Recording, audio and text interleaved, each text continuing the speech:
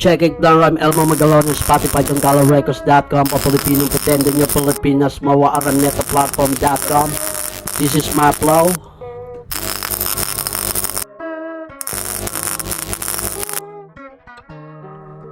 Bakit di ka malaya sa panahon ng mga nagkasala? Umana ko sa ibang mga tao, di malaman na mga dapat na mga lumatay, mga palot o kamangkara. Di dapat hinadyangan, tawagin ang mga kabutihan sa isip at pinakausap ang Diyos na ang makapangyarihan. Sa lahat ng ako na ang pinagbuhatan ng aking mga kasalanan, kahapon na lumipas, naging tao man ako ng aking mga kasalanan. Wala na akong magagawa na dapat ko nang pagbayaran ang aking mga pagkakasala.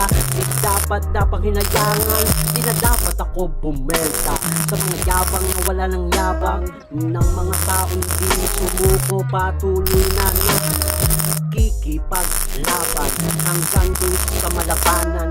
Bakit ba kasama ba kayo sa hirap na dinanas ng mga tunay na makatanas? Sa akin na ang una kong kalaysay, di kalansalay.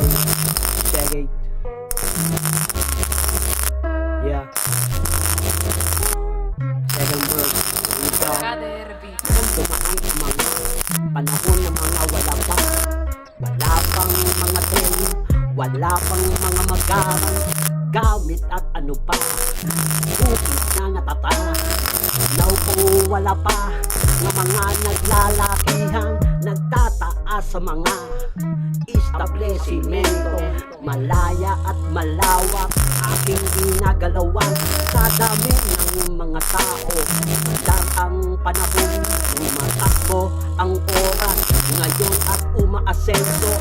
Bayan na kailangan ngayon ang mga plano, naglalaki ang flood control. Bakit ngayon binababoy ng mga taong nasa gobyerno at mga taong walang magawang maisip pa?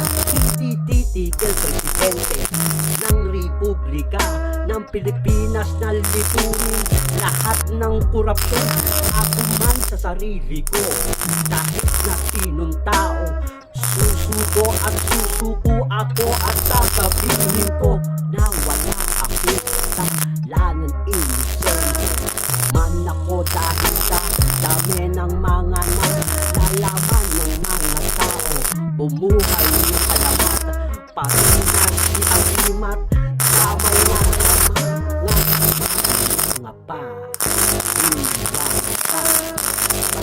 Iba ang minsan ako naniniwala sa sarili ko lang at kung sa ibang ako hindi ko na alam.